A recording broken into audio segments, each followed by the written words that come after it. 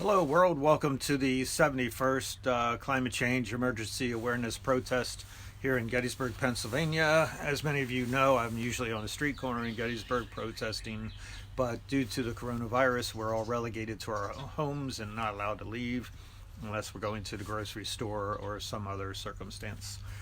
So here we are at home doing a protest, which is, it's great getting out and, broadcasting to the public. And, I'm sure a couple hundred of you will see this as usual, sometimes up to 1,000 or 2,000. But it's not quite the same as being on the street and having the cars going by and everything. That's where I actually enjoy making my point about climate change and how the United States is not changing. But we'll do our best with what we have, and that's all we can do. So it is April 17th. As I said, this is the 71st Climate Change Emergency Protest. And next one will be on Earth Day, which is April 22nd, which will be the 50th anniversary of the original Earth Day back in 1970. So I was a young boy then, and I do remember that. We were living in Harrisburg, Pennsylvania at the time. So it was sort of a big deal, and by the third year it was really a big deal. So and then somewhere along the way, United States and the hippies lost their way, and here we are fighting for our very lives, and most people don't even know it yet. And I don't mean with coronavirus, I mean with climate change. Presently the carbon dioxide is somewhere between 417 and 418. I think yesterday is 417.5 or something or other. Each day is basically, or each month is a new all-time high for carbon dioxide. And it's a very scary situation in that, right now, as I said, it's 417 to 418 parts per million, whereas 280 parts per million is sort of survivable. Mankind has only existed between 200 parts per million and 280 parts per million. So 280 is the upper limit, and we're at 417. If you stay around 280 or below, you can count on a very stable environment. You can figure out, when to plant things, and your farmer's almanac would make sense, and you wouldn't have the massive cold snaps and loss of crops. And that is the main thing with climate change. You're going to have food insecurity issues, and if the farmers can't get out in the fields and plant due to either heavy rains, drought, flood, insects, whatever, and or cold snaps, you can't depend on a crop of food to come in at all times and your grocery stores to be filled. So we're going to be undergoing some massive changes here in the next 6 years, and people don't realize. They think coronavirus and then we'll get on with our lives back to normal. But in reality, by the time we come out of this coronavirus thing, I think climate change will probably be right on the doorstep of everyone's house, and we'll soon feel the effects of that. And we need to actually take action, and you can't go sitting by and not doing anything. If you think what I'm saying is way far out there, then you need to do some research while you have this time at home, and try to figure out what's going on, and try to change your life and your intellect as far as becoming aware as to the dire situation we're in. And then from then on, you got to identify a problem, then you take action against the problem, and you move those out of the way who are standing in your way as far as having a good, a beneficial change to the earth and to keeping all life on earth alive. Because right now we're in a situation where all life on earth is in jeopardy, and due to climate change. So in Africa, for instance, you have the locust outbreak, and the East Horn of Africa, Kenya, Djibouti, Ethiopia, Uganda, I forget the other ones. But anyways, those over there are experiencing a wild locust outbreak, and you get the different stages, and they're experiencing different stages of the locust outbreak. Some of the locusts are crawling at the crawling stage, then they'll have babies, and then they'll get the flying, and then they get bigger and bigger and bigger and more aggressive, and they eat a lot. They eat the whole body weight in plants every day. So they're a devastating crop, and if they come to your way as a farmer in Kenya or wherever, then you lose all your crops, and you could very well starve to death because you have no income or food for the future, and then it spills over into a whole nation, and that nation doesn't have food to feed itself, or a whole region doesn't have food to feed itself. So it's not relegated strictly to Africa either. You have the locusts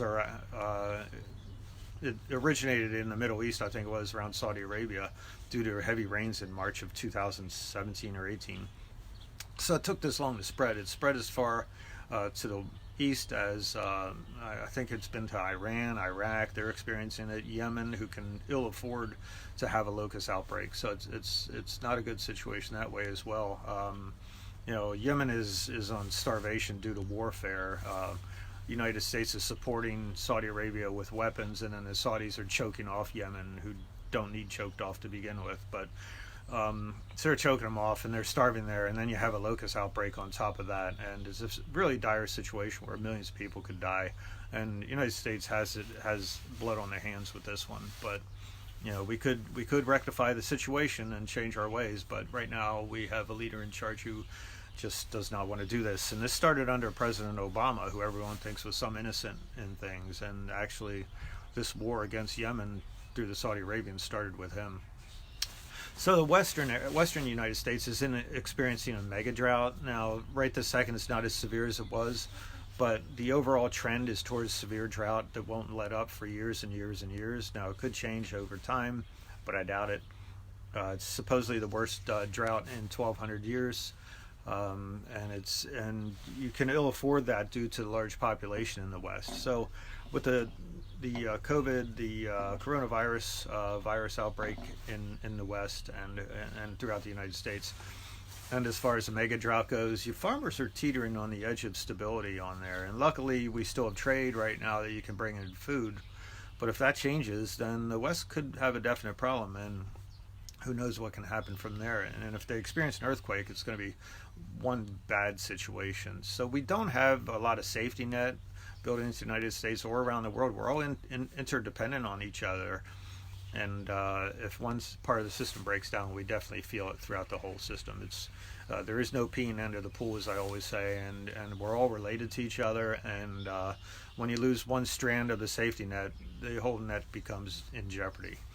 Right now, Cape Town, South Africa, I think they have 100 days of water left in their reservoirs. This has happened before, where they were down to literally 30 days of water left. So 100 days to them sounds like a luxury, but they're in trouble too. If they don't get rain soon, they're going to have a big issue. I think one of their main reservoirs is down by 2/3. So, and you can't drain out the whole reservoir. It's just the water systems don't work that way. Usually it's a certain amount you can drain down to, and then that's it. And you can't, even though there's water in the reservoir, you can't use it for the towns because the system won't drain any farther down. So you have the coronavirus outbreak. Around the world, it's over 2 million people. United States is somewhere around, I think it's 675,000 people have gotten coronavirus. 28,000 people in Pennsylvania have gotten it. And in my county, it's 67 people, I think, have gotten it, with one death. It's been an exponential growth. 3 weeks ago, I think the United States had, or a month ago, it had 20 or 30 or whatever it is, and now we're at 675,000. So hopefully we've hit the peak for the initial outbreak of coronavirus, and my guess is it's more of a plateau and not a peak. It's going to stay high for a while. And then when they reopen the economy, as our illustrious president has decided he wants to do immediately, because he's throwing a hissy fit, rather than paying attention to science and the statistics, you're going to have a second wave of outbreak. And it's not going to be pretty for the United States. And I assume Canada and Mexico will soon build a wall to keep us out of there rather than keeping them out of our country. If Mexico was smart, they would fund a wall, and they'd build a wall to keep us out of there, because we're gonna infect the whole world, reinfect it, if we don't watch out.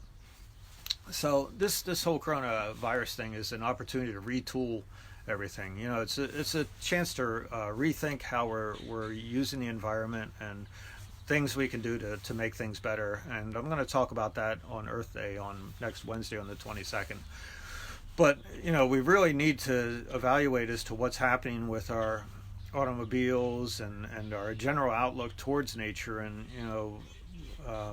we're not here to dominate the world as far as nature goes. You should be working with it, because there are so many people in the world right now, 8 billion that we're pushing, that if we keep this attitude of it's ours to use, then eventually you run out of a finite resource such as what Earth can provide for us. And we've far outstripped that. And we need to reevaluate as to how we're treating things. And population control through birth control would be a good start for that, because every additional human in the balance actually drains the system even more. So it is an opportunity. Uh, we could, you know,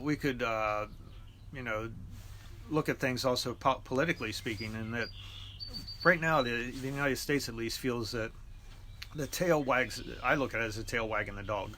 We look at the politicians as if they can control our policies rather than us dictating to them what we want with our policies. So, everyone waits for the politicians to come up with ideas rather than people telling the politicians, this is what I want you to do. And it is a philosophy that Extinction Rebellion has espoused before, which is, you need the politicians and the media to tell the truth. We also need to engage the politicians and have citizens' assemblies and to come up with ideas together as to what to do, and then the politicians do our bidding rather than we do the politicians' bidding. When they're off base and off kilter and going the wrong way, we need to tell them that, and we need to rise up and tell them that rather than sit in your homes and assume that the right thing will be done, because it's not getting done. And this is why we're in this situation right now. Whereas in 1 month we're flying high and everything's going good, and then the next month we're in total collapse, and economic and social collapse, and we can't get anything done now. We're out of money already, and people are going to start getting violent or upset with what's going on because they're going to run out of money.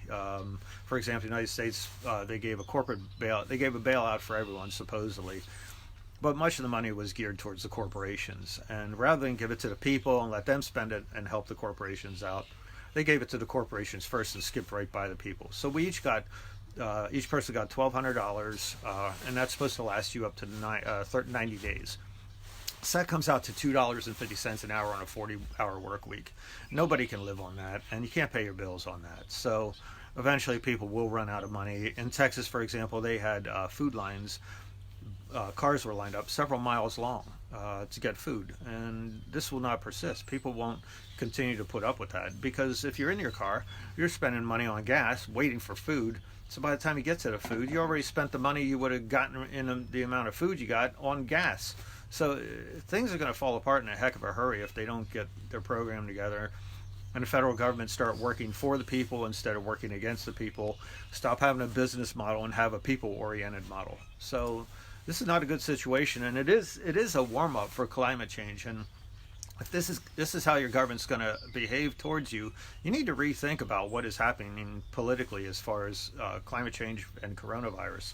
If it's going to be a lot worse with climate change, which it will, I promise you, that as far as food insecurity and just the grid system shutting down and whatnot, you might want to reevaluate how your government and your politicians are acting towards you and get a whole new set of politicians, if not a whole new set of government. This climate change thing is not going to go away soon, even though we've had less particulates going into the atmosphere through coal pollution and things like that, and automobile pollution. The environment is cleaned up and around Los Angeles. You can actually see across Los Angeles now, which hasn't happened in years and years and decades. It's no longer so polluted. But people are confusing particulate pollution with CO2 levels, because just because there's no pollution going into the air, the CO2 level has not come down at all. It is still pushing 417, 418. My guess is by the end of May, it'll be pushing 420 parts per million. And as I said before, 280 is survivable, not 420, not 418. So we're in carbon dioxide, when it gets in the atmosphere as a greenhouse gas, stays there for hundreds of years. So even though the air is cleaning up, it's actually a more dangerous situation, because now you have the particulates that have rained out of the atmosphere. It's very clear. Therefore, the sun comes down, heats up the surface of the earth, and then the heat goes back up in the atmosphere, but it's not escaping to space, because no longer do you have the reflectivity of the sun being bounced off of the particulates. Now you have the heat that has hit the ground staying in the atmosphere and no longer going away. So actually you have a more dire situation now with the air being cleaned up. And it's a damned if you do, damned if you don't situation. We have to clean up the air. We have to get through this and move forward from this position as far as trying to reduce the CO2 levels. However, Trump wants to going back to business as usual, which means pumping out tons and tons of particulates into the atmosphere again. Solves nothing, and we're back to a CO2 situation that stays high. Now you got more pollution in the air. So it's a no-win situation that way. So people need to reevaluate, what is happening with our whole grid system and our whole way of transportation and how we make electricity and different things like that. So this is the perfect opportunity to move forward and develop a nature-based industry such as green industry. And that's why you need people getting together and scientists and coming up with different ideas as to what to do and what works in various localities. If it's a clear environment, you might want to have solar panels and also heat reflecting off of, or sunlight reflecting into a central source to generate heat from a water tower. There's many different things we could do, and even far beyond that. No one ever talks about the oceans and using them, the tides, using them to generate electricity in and out, and you could run a turbine off of that constantly. So there's a lot to do, and people, we need to get together as citizens assemblies and politicians and be smart about this rather than be dumb and not come up with anything and return to the worst situation possible, which would be a business model and not going forward rather than a nature model and a survival model. So I understand a lot of people, are depressed and upset by what's happening, and they don't want to deal with it. And of course, it's uncomfortable, talk about this stuff and to listen to it. But it's tough to get through this situation. But you really have to toughen up. And my admonition is to the hippies of the '60s, because we know a lot of people that, that are 50 plus years old and went through the hippie era and also Vietnam era and just don't want to deal with things right now. And I'm sorry, you have to deal with it. You cannot hide your head and just go on and hope that someday you'll grow old and just die and leave it up to someone else. It is your social responsibility to take this on and to absorb it into yourself and to talk about it and to take action, how to thwart climate change and to work together and to do something about it. It's very difficult for myself and my wife to talk to people about climate change and what's going on, and that is the first step, is to identify the problem, as I said, and move forward and to come up with solutions.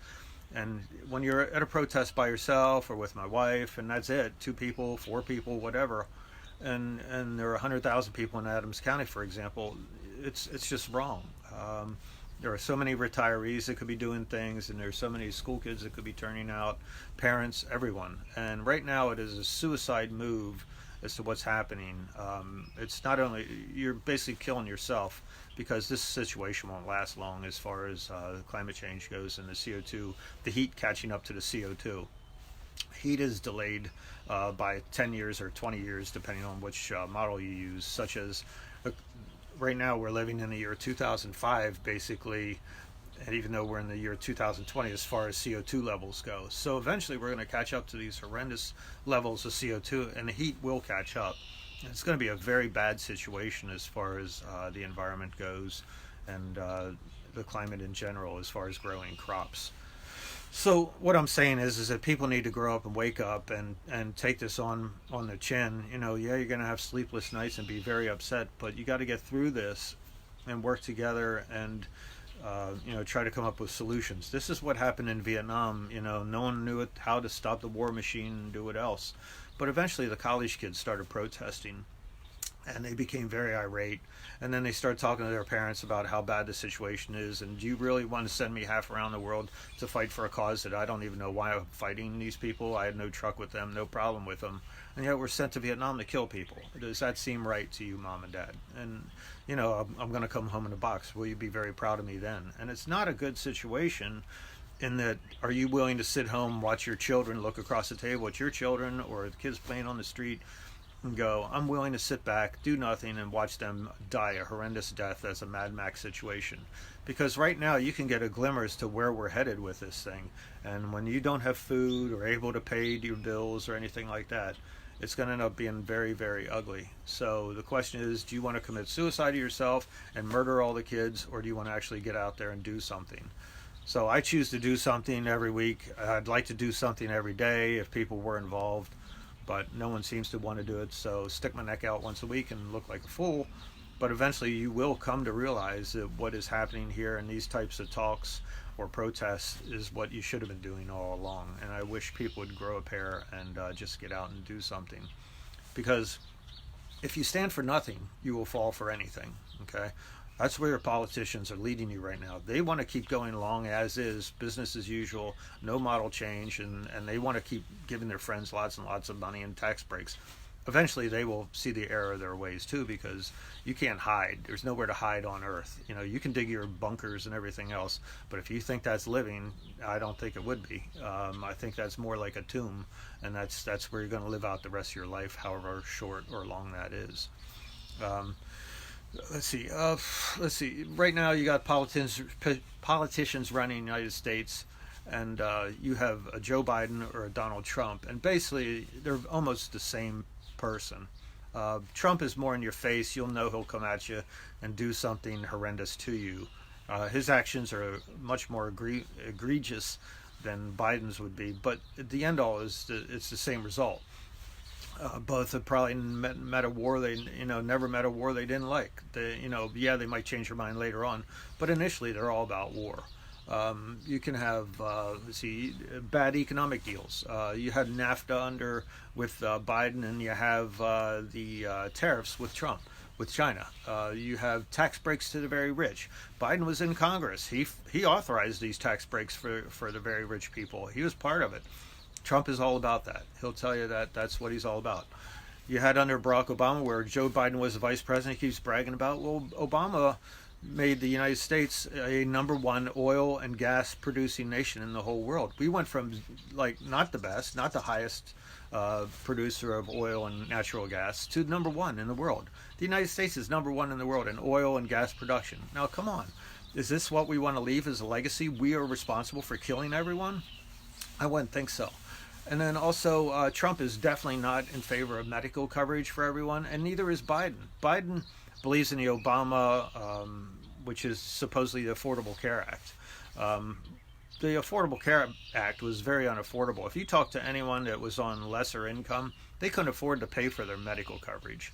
And this idea of allowing, you have insurance industries such as Blue Cross Blue Shield or Cigna or whoever else, they get the money from the person as far as the insurance's coverage, and also the pharmaceutical industries. So rather than giving medical assistance to everyone carte blanche, then you have these individual industries under Trump or under Biden's plans that will get the profits and everything. So rather than using the money for the people, you're paying the money towards the corporations.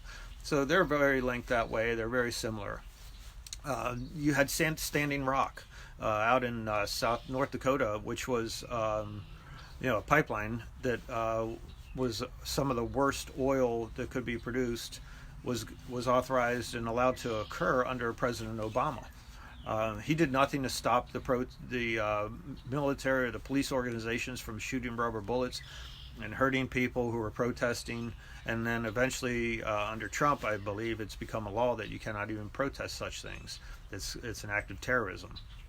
So Obama did nothing to stop it, as far as the police riot basically against the citizens of the United States.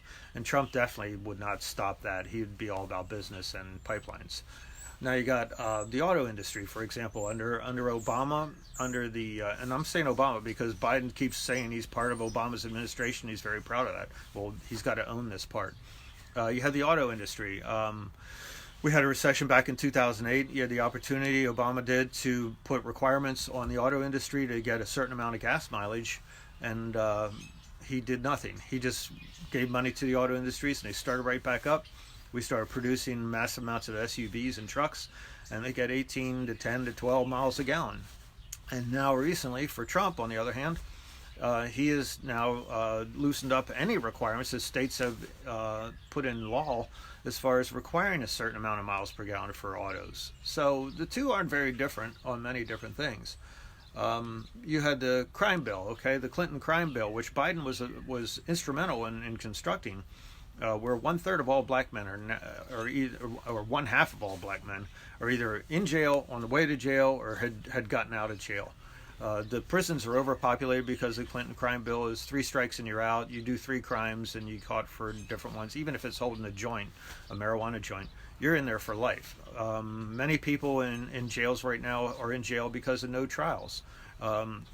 they cut a deal with the district attorney or whatever, and instead of being brought up for trial a year from now, they'll say, the prosecutors will say, hey, if you go to jail right now, we'll give you 6 months, and then you'll be out much more sooner than you would if you had gone to trial. So you've a lot of people in jail that never had a fair trial. So it's a very odd situation. Because the Clinton crime bill, you have prisons for profit. It's an actual investment. The prisons actually make money on the amount of prisoners they have in jail. So what do you think would happen when the law enforcement is linked closely with the prisons?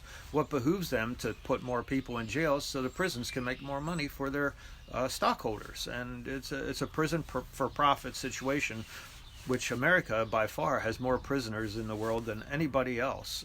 More people are behind bars in the United States than any other country on earth. You know, you think this is the land of the free and the home of the brave. What's the land of the incarcerated? Okay, so that's another aspect of that. Now, I'm going to say something that might startle some of you, but the right wing and the left wing have much in common. We're both experiencing, you know, if you're not extremely rich, both experiencing a situation where the very wealthy get all the tax breaks, and Joe Schmo like you and me and everyone else have to get by and try to pay our bills and struggle and struggle and struggle as far as scrambling for dollars. The rich get the socialized system where they do nothing and they get extreme tax breaks, such as if you have 50 loaves of bread as a rich person and you're taxed at 20%, you lose, you know, what is it, 10 loaves of bread, but you still have 40 loaves of bread.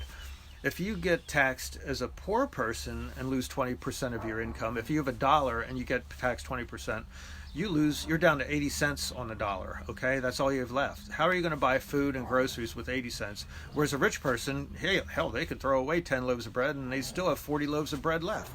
So what I'm saying here is that this tax system is not geared fairly towards the poor as opposed to the rich. The rich by far make out much better, and it's not a good situation, and eventually it will cause social unrest. It'd be well worth their interest on, you know, for everyone to change the system. And that is one common thing that the right and left have with each other. Also, jobs. The left wingers want to propose, the real left wingers want to propose a greening of jobs, you know, to look towards the future, such as solar panels and windmills and things like that. Well, the right wing people, the construction guys and everything, would be given jobs. So that would be jobs for everyone, and the left would be satisfied in that they get, you know, the greening of the environment. So it's a win-win situation for everyone. You know, how about a basic income for everyone? You know, the right and left wing can't argue with that, as far as everyone should have a basic income, which would be enough to survive on, no matter what job. The minimum wage has not changed in I don't know how many years, not significantly. And someone did a study that the minimum wage back from the 1980s or 70s, if everyone was kept pace with inflation and everything, instead of being $7 an hour, it would be $29 an hour in the United States. But God forbid you propose that, because somehow the millionaires have convinced people earning $25,000 a year that people earning $10,000 a year are the problem. So there needs to be a different mindset as what's happening.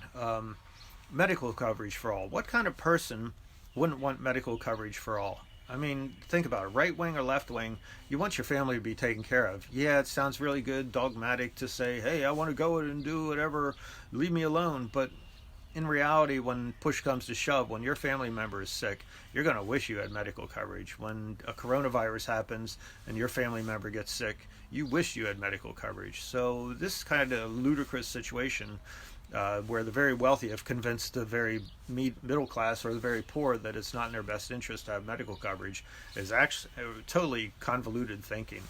We need to step back and you have time right now to think, hey, this system is not working at all. Congress passes laws that are geared towards the rich.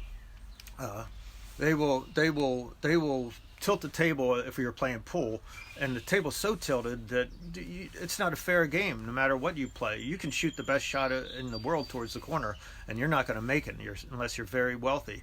And this alone, again, goes towards tax breaks. You know, originally under President Eisenhower, I believe that the tax rate was up to 90% for the very wealthy. And now it's down to essentially 10, 15% if they pay taxes at all. For example, corporations such as Apple, which I'm talking on an iPhone, or Verizon, which I might have a cell phone service through them, actually pay no taxes. I don't know when Apple has paid the last taxes. I don't know when Amazon has paid taxes. And if they choose to have, foreign affiliations for their corporations, such as in Ireland or Grenada or wherever, as far as the base of operations, then they shouldn't be allowed to operate in the United States without paying a heavy tax for that. You want to work here, you have to pay here. If you want to have a corporation here, you have to pay here. That's just the way it should be. There should be a tariff as far as that goes, and in order to bring the corporations back in the United States and pay their fair share of taxes, there shouldn't be a tax dodge. So what happens is the corporations pay the lawmakers through campaign funding or various other things, and to write laws for them. And the laws are written for them, so the corporations get money, and they get kickbacks back to the politicians again to fund their operations. So, if you see a poor politician, I guarantee you see an honest politician. You show me an honest politician down in D.C. in Congress right now, I'll show you a poor guy, because most politicians in the Congress right now are millionaires and above. Now, I don't know how many people you hang out with, but I don't know too many millionaires. So obviously some sort of corruption is going on with political action right now, and we need to have an evaluation of that as well. No change right now is a death sentence for us all as far as climate change goes, and that's why you need to get these politicians either on board or get them out of the way.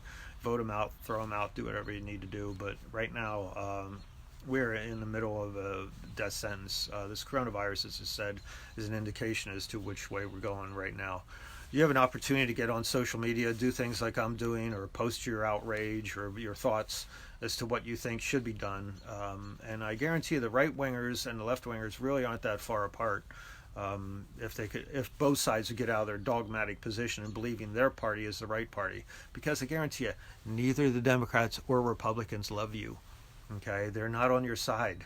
This last bailout package is proof of that. They're all about the corporations. They make you feel like you've gotten something. In reality, what they've done is they've relegated your children, if you have children later on in life, and if they survive, into hyperinflation. They're printing money like crazy, and they're not giving it to you. They're giving it to the corporations. So there's going to be a price to pay for that. And the United States is in big trouble as far as not being able to back their money with proper backing. So unless you're okay with all this situation, maybe you feel sitting at home is cool, and I need to watch TV for 3 months in a row and not have any money or whatever, or you have a pension and you're good with that, or you have Social Security and you're good with that. Well, use your TV and use the media and take a look as to what's honestly happening to people, and I think you'd be quite woken up as to something needs to be done, and done in a hurry.